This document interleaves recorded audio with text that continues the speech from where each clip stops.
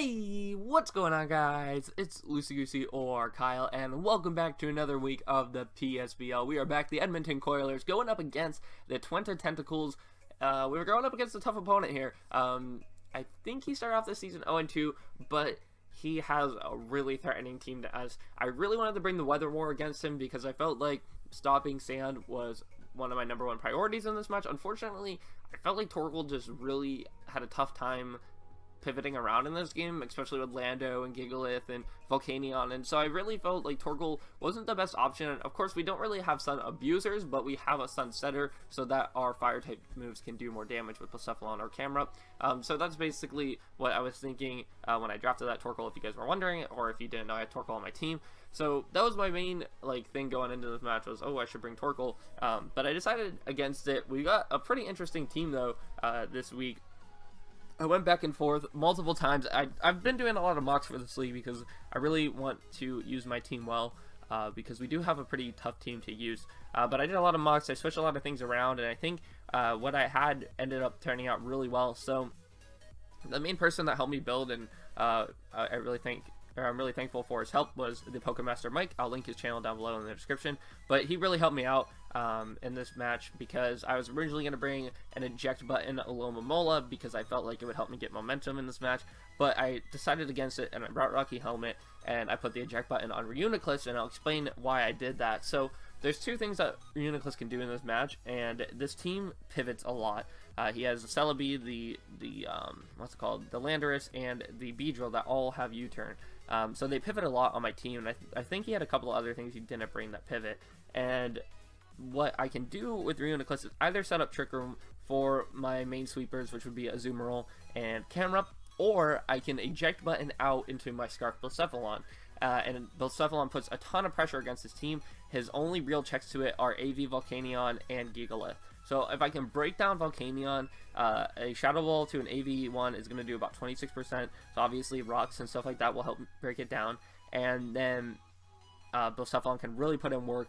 Gigalith is broken down really easily by my water types, and Camera can do a lot of damage to it as well. So it's looking really good for us. The Rocky Helmet on Alomomola allows me to switch into U-turns all day long and get damage off on them. And I really want to get rocks up in this game. Of course, Camera has the rocks on it.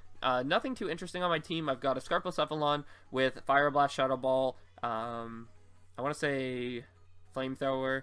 I don't think I had any coverage. And then Will-O-Wisp, because I have Will-O-Wisp because I really want to burn the Gigalith on a switch, but he didn't bring Volcanion, which makes me think it's a Salt Vest. I could have brought Toxic instead of the Will-O-Wisp because that probably would have helped out a little better, but I think I brought Will-O-Wisp this week. I was thinking, oh wait, no, I have HP Ice instead of the Flamethrower, so I just have Fire Blast, I believe. But yeah, I was thinking about having Psyshock, but I didn't know if Psyshock was really going to help me versus Gigalith. It would have definitely helped me versus Volcanion, but I didn't really know if I wanted to do that just because I didn't know how likely either of them were coming, just because of his team in general. So yeah, Psyshock could have been a better option, and now that I'm looking at the team, probably would have been, but that's okay. We're bringing an Assault Vest Hydreigon. I really wanted to bring Spadef Hydreigon with Roost instead, but I wanted to have speed investment, and if I was bringing speed investment, then I really wasn't too bulky. But what Hydreigon does is it helps me to switch into Volcanion, because without Hydreigon, then I would need Azumarill to be Spadef, and I really don't want Azumarill to be Spadef, especially because it gets Sludge Wave, and Volcanion can really destroy Azumarill with some Sludge Wave. So that's why I figured that Hydreigon was a better AV user in this game. Unfortunately, I just don't get reliable recovery, but we can Wish Pass into it, which is good. We have a Belly Drum, Normalium Z Belly Drum. I didn't really know if I should bring Normalium Z or just regular Belly Drum, but I mean, why not just bring Normalium Z? I could have brought Citrus Berry, but that's okay. We're bringing that with, I think, Play Rough, Aqua Jet, Waterfall, or Liquidation, something along those lines. Maybe Knockoff. I think I have Knockoff there just in case I can outspeed the Volcanion at some point, which probably won't happen, but that would be nice. And then we've got our Alomomola, which is just Wish Protect, Skull, Toxic, something along those lines. So that's pretty good with the Rocky Helmet. We've got a standard Camera with max HP, max special attack, Earth Power, Fire Blast, Lava Plume and Stealth Rocks, or something along those lines. And then we've got our Eject Button, Trick Room, Reuniclus. So anyways, let me hit the play button right here. We're leading off with Alomomola as the Gigalith is the lead. I really wanted the Toxic this thing, so that's what I'm going to do, and I expected the Toxic back, but he actually goes for Rux, so I'm not sure if he has Toxic on this set. I really want to go out into Hydreigon here, but I don't want anything on my team really to be Toxic, because I originally did have Magic Guard Reuniclus, but I decided to switch it out for Regenerator because of the Regenerator boost on the eject button, because that would have helped out. So I could have went Magic Guard, and I would have gone into it on this play, but I actually decided to stay in, and we are going to not get Toxic, which is really nice. I just go for the Scald, and we're going to see the Celebi come out here. So fully expecting a Giga Drain, I'm just going to switch out into my Hydreigon. I can take really any hit. He can go for a U-turn if he really wants to, but he actually reveals to be Screens, and I was like, oh, okay, I'm going to go for a U-turn on this turn, see how much it does. And it only does 49%, and I was like, oh my gosh, this thing is bulky, and it is pretty bulky.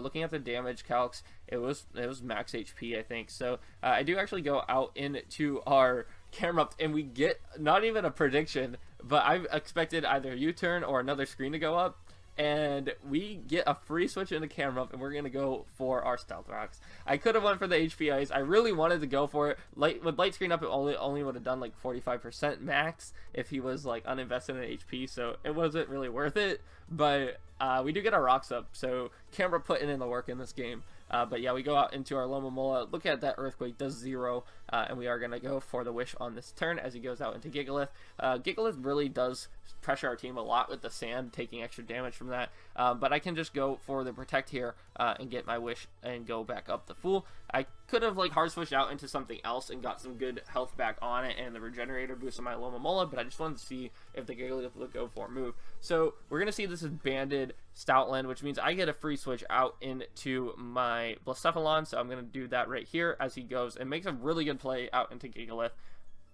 predicting me to go out in the Blacephalon, so good play on him. We do get the Wish back up to Full, and I fully expect him to stay in here, go for the Stone Edge, so I'm going to go right back out into, I believe, Alomomola on this play, because I just don't really have great offensive moves for the Gigalith. He goes for the Toxic, so finally gets my Alomomola on a timer, but it has served well in this match. He went for Protect, which I'm surprised, because I don't know why he would have ran Protect on this. Like, it's not a big thing to run Protect, or like normal to run Protect, but we are going to get our Wish. And then I really wanted to Protect here, so I believe I switched out though, because if I protected, I still would take a ton of toxic damage, and it's better to get the Regenerator than toxic damage, because I would actually be at a higher health. So I'm going to go out in the Hydreigon, and you guys are going to see how nice of a Wish Passer Alomomola is. Look at this. We're at 36%, right? This Wish heals up 64% of our health. That is crazy. Absolutely crazy. If you guys don't know how Wish works, it heals up 50% of the user's HP. So Alomomola, 50% of Alomomola's health is 260. And then I go out on the Hydreigon, and 260 is like a ton of health for it.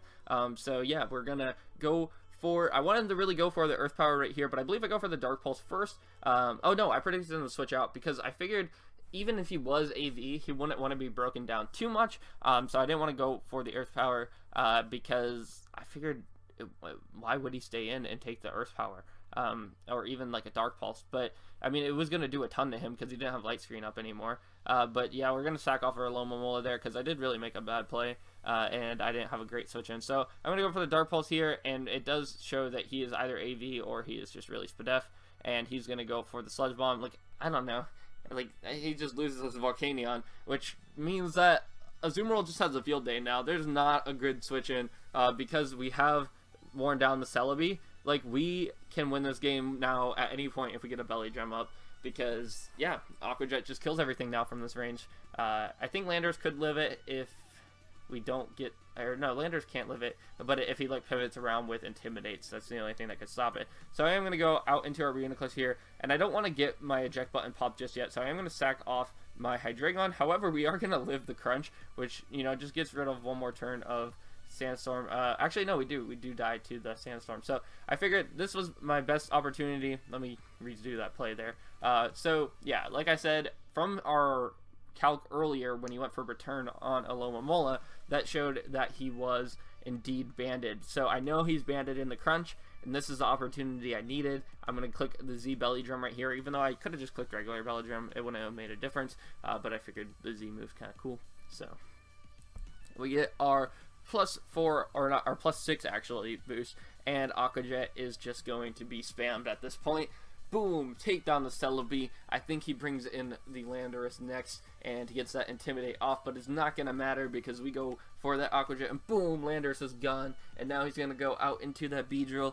Beedrill doesn't want to take an Aquajet, so Azumarill is going to take down another one, and then lastly, we've got the Stoutland right here. Poor little Stoutland. Boom, he is dead as well. So Percy Jackson, he's going to take down the Tentacools, get 4 kills this week. I believe he got 4 kills last week, going up to 8 kills, rising to the top of the leaderboard. Looking at it right now, he's either 2 or 3 on the leaderboard, so that's kind of crazy. But Azumarill putting in the finest of work these last couple of weeks. Of course, Mega Camerupt getting up rocks in the game. What a baller. I really like Camerupt, and I've been trying to use it. It's just I can't get Reuniclus in the right position to set up Trick Room. I don't know if I'm using it wrong or what, but Trick Room is really hard for me to set up. So I'm kind of looking at different Trick Room setters that I can maybe grab or trade for. So if anyone wants to trade me Aromatisse or something like that, please do. But yeah, I didn't really get to use Blacephalon either in this game, so Blacephalon so far has 0 kills on the season, which just surprises me because I should be using that Mon way better than it's been used. And I think if I would have brought Psyshock in this game, it would have been better because I could have clicked it and done a ton of damage to Gigalith. But anyways, Alomomola also put in the work in this game. Hydreigon, you know, with its pivoting options and killing the Volcanion, really good. And overall, I just think the Coilers have a good start to the season so far. You know, starting off 3-0 with a +8 differential is nothing to sneeze at. We're definitely doing well. One of the only undefeated teams left. I believe there's only 4 undefeated teams at this point. I might be wrong on that. But anyways, that is going to do it for my Week 3 battle. Next week, we're going up against the Pittsburgh Reggie Steelers, who I believe overall my track record versus Byron is positive now, actually. But in PSBL, I've only played them once, and I didn't actually end up playing the team, if I remember right. I think I did play them. But yeah, he's beaten me both times we've played in UPL. I've beaten him in PSBL, and I beat him twice in SML. So I believe I'm 3-2 versus Byron. But he's one of the best coaches I know. We really have an uphill battle versus him. I was looking at the team matchup today, and I'm not sure how we're going to do, but it is going to be a tough match. And, of course, Camel is going to try to put in work. But other than that, guys, that's going to do it for our Week 3 video. So hopefully you guys did all enjoy. I'm out for now. Peace.